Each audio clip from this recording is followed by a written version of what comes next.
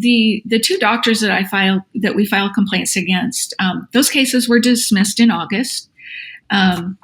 I wanted to find out if we were able to ask for a review of that dismissal and how to do it. I had difficulty getting a response from the Arizona Medical Board. I filed for a review of the cases for two reasons. We filed because we didn't feel there was due process. They did not contact any of the witnesses that I had provided for them, which would be my siblings, my niece who had visited my mom. None of them were contacted by the board before they dismissed. So they did agree to review the dismissals, and I was told I could come testify at a hearing last October. So I did come, and I did testify. And one of the major things that I spoke to, you only have 3 minutes, and part of that 3 minutes, it's like testifying anywhere in our government. They give you 3 minutes, and they spend 30 seconds of it telling you that you have 3 minutes and that your 3 minutes is almost done. Right. So anyway, but I did speak about the horrificness of, is this a standard of care in Arizona, putting DNRs on patients against their wishes, withholding food and water against their wishes. They did dismiss the cases again, and I'm not at all surprised. As I sat listening, waiting for my turn to speak, I heard lawyer after lawyer defending doctors for the stress they felt during COVID. Explaining drinking, explaining away poor decisions. It was very disheartening to sit through that. Wow. And I know I had mentioned to you, it just came to our attention just recently that the board minutes for that particular day's board minutes mentioned my testimony. And Dr. Bethencourt, who's on the board, he falsely stated that there were conversations between myself, a hospitalist, an internist in hospice, agreeing to a DNR.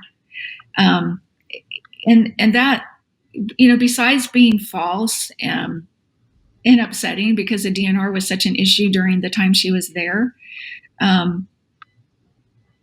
all I can think is that something hit a chord with somebody that they would feel a need to say that.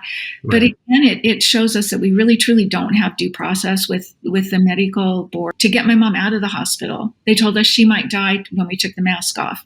Right. So the first thing we were worried about is let's get her out of the building. The second thing was hospice told me if your mom codes, if she has a problem in the ambulance, they won't be able to bring her home. They're going to turn around and take her back there. Mm-hmm. And I was like, we don't want that. That is the last thing that she wants. That's the last thing that we want. My sister was in the ambulance with her. Right. So I was told I had to agree. I had to sign a DNR. And I think it's fair to say it was under duress. And we were going to get her home.